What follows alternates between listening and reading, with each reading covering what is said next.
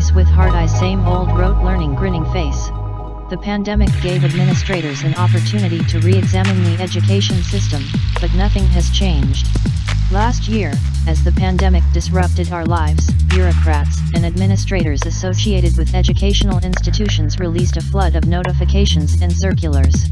Supposedly designed to enable academic activity, these orders disregarded the distress experienced by the academic community. The unrealistic one-order-fits-all approach established the distress as a new feature of educational institutions. The biggest failure of the administrative response was that instead of helping institutions, faculty, and students overcome the uncertainties, the focus was on unnecessary bureaucratic centralization. The second wave, occurring at a time when students in schools and higher educational institutions transition from one level to another, has exposed the administrative inadequacies of the past year.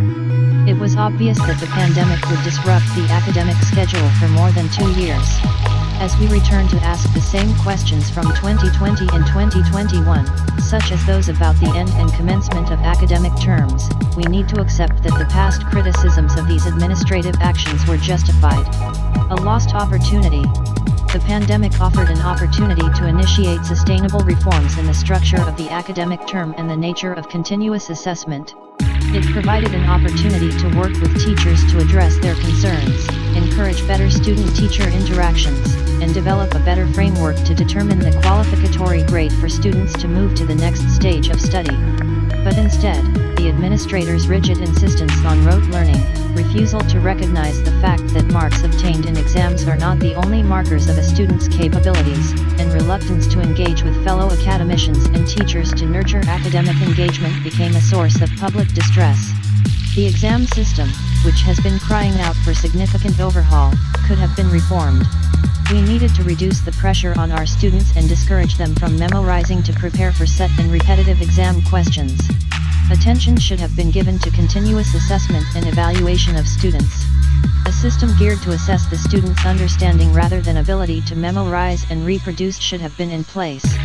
The revised academic calendars introduced in 2020 not only undermined proper and constructive academic interaction between teachers and students but also exposed everyone to new levels of distress. While teachers conducted online classes daily, administrators were obsessed with monitoring them and showed scant interest in inquiring about the health and difficulties of their colleagues and staff. They failed to consider initiatives to assess the mental health of teachers, non-teaching staff, and students. At times it seemed as if they did not fully understand the qualitative and operational differences between online and offline classes. The government and its academic bureaucracy forced upon us archaic academic visions that exposed their outdated understanding of technology and their lack of understanding of the contemporary challenges of classroom interactions. The way forward.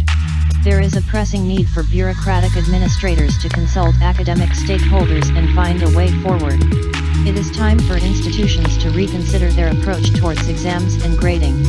We need to introspect on the objectives of stressful final exams, consider alternative forms of assessment for promoting students, and explore innovative ways for evaluating the teaching and learning process. School boards and universities need to alter the pattern of question papers. We need to make academic evaluation more rigorous and sustainable, reduce the number of questions to be attempted, and encourage students to write imaginatively. The idea of open book examinations needs to be developed. The next few weeks will be a testing time for decision makers in educational institutions. They will need to display administrative acumen and show willingness to learn from mistakes. The bureaucracy must recognize that universities and schools have their own academic considerations and that the standardization of academic requirements, calendars, and teaching and learning processes are not feasible.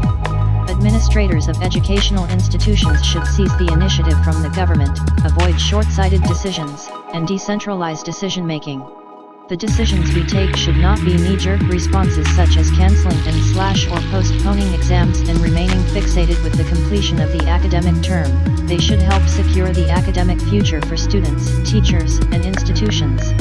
Mohesh Gopalan is Assistant Professor, Department of History, St. Stephen's College, University of Delhi. Thank you for watching this video. Do like, share and comment. Press the subscribe button and hit the bell icon to get new